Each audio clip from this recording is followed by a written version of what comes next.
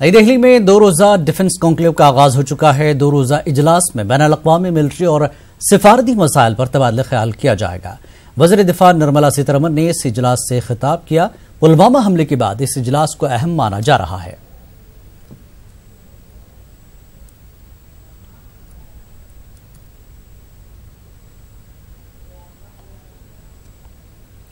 जबलपुर में आरएसएस सरबराह मोहन भागवत के महाकौशल दौरे का आज आखिरी दिन है। इसी कड़ी में केशव कोटी में संघ के सरबराह ने मुख्तलिफ शोबे हयात के लोगों के साथ तबादला ख्याल किया। मोहन भागवत ने नर्मदा की आलूदगी पर अफसोस का इजहार किया और माहौलियात को लेकर अदालत के जरिए दिए गए गाइडलाइंस पर अमल करने की तलकीन की। इस मौके पर कई बड़ी शख्सियात मौजूद रहीं। सुखी संवाद प्रोग्राम में शिरकत करने पहुंचे रुकन पार्लियामेंट ज्योतिरादित्य सिंधिया का बड़ा बयान सामने आया है। सिंधिया ने कहा कि अगर कांग्रेस की सरकार आई तो खवातीन रिजर्वेशन बिल पास होगा। उन्होंने कहा कि बिल पास होने के बाद मुल्क की खवातीन को मजबूती मिलेगी। और इसलिए जब कांग्रेस की सरकार स्थापित होगी, दिल्ली की सरकार में जो महिला आरक्षण का विधेयक है, राहुल गांधी ने निर्णय लिया है कि हर विधानसभा में और लोकसभा में 33% आरक्षण का महिला आरक्षण का विधेयक पहले सत्र में हम महिलाओं के लिए पारित करके हम लोग रखेंगे। और शायद उसकी फलीभूत में शायद इस चुनाव में तो आपके सामने प्रत्याशी के रूप में मैं खड़ा रहा हूं। शायद अगले चुनाव में जब ये पारित हो जाए तो शायद मुझे भी सांसद पति के रूप में आपके सामने आना पड़े। पर सांसद पति के रूप में मुझे मत आने देना अपने सामने। मैं तो वो नहीं करूंगा। कई तरीके से वो मेरी धर्मपत्नी मुझसे आगे भी काबिल है और मुझे पूरा विश्वास है कि जब वो 33% महिला आरक्षण का बिल पारित होगा संसद में, इस देश में 160 से 170 ऐसी महिलाएं सांसद आगे आएंगी जो इस देश की यश और कीर्ति को आगे बढ़ाने का काम अवश्य करेंगी। अब रेल के ताल्लुक से कोई भी जानकारी हासिल करना आसान होगा। दिल्ली में मुनक्कदा प्रेस कॉन्फ्रेंस में मरकजी वजीर पीयूष गोयल ने ये जानकारी दी।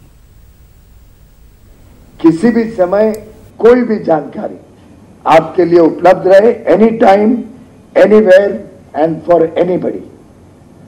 इस दृष्टिकोण से raildrishti.kris.org.in मेरा तो मानना है आपके जो एप्स के ऊपर ये अलग अलग जानकारियां उसको इसमें मर्ज करा जाए और व्यक्ति को एक ही ऐप पे पूरी हर एक प्रकार से सुविधाएं मिले।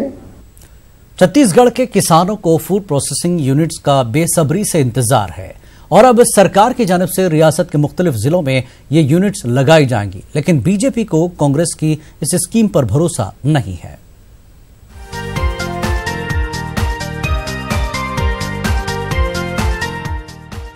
कुदरती वसाइल से मालामाल छत्तीसगढ़ को सौगात मिलने वाली है। जी हां, छत्तीसगढ़ के साथ साथ मुल्क और दुनिया को इसका फायदा मिले, इसके लिए सरकार ने कोशिशें शुरू कर दी हैं। इन इलाकों में फूड प्रोसेसिंग यूनिट लगाने का काम शुरू हो गया है। जो लघु अनुपज है और इमली सबसे ज्यादा हमारे बस्तर में होता है, वहाँ यूनिट लगना चाहिए। हम उस दिशा में भी काम कर रहे हैं।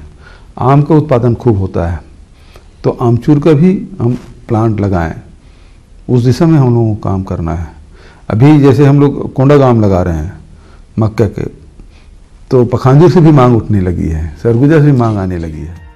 छत्तीसगढ़ में फलों के साथ साथ टमाटर, मिर्च और मक्का की काश्त बड़े पैमाने पर होती है। फूड प्रोसेसिंग यूनिट लगाने के साथ ही सरकार किसानों और माहिरीन ज़राअत का लगातार सम्मेलन भी करा रही है, जिसका फायदा किसानों को हो रहा है। फूड प्रोसेसिंग यूनिट लगेगा तो हमारे लिए बहुत अच्छी बात है। हमको मार्केट का अच्छा दाम मिलेगा। हमारे माल जो बिक नहीं रहे, सही समय में बिकते नहीं है, वो सही तरीके से बिकेंगे। फूड प्रोसेसिंग को लेकर सरकार के काम को बीजेपी शकूक और शुबहात की नजरों से देख रही है। कांग्रेस केवल घोषणाएं कर रही है, घोषणावीर हो गई है और उनको धरातल पर और योजनाएं उतारना बड़ा कठिन काम है। जो प्रशासनिक तंत्र इनका है उस माध्यम से कहीं ना कहीं आज जिस प्रकार की योजनाएं, जनहितकारी योजनाएं हैं, उसको तो आप बंद कर रहे हैं, बजट आपके पास है ही नहीं। फल, फूलों और सब्जियों से भरपूर छत्तीसगढ़ में अलग अलग इलाकों में फूड प्रोसेसिंग यूनिट लगने से न सिर्फ किसानों को फायदा होगा, बल्कि मकामी लोगों को भारी तादाद में रोजगार मिलेंगे। युगल तिवारी, न्यूज़ 18, रायपुर।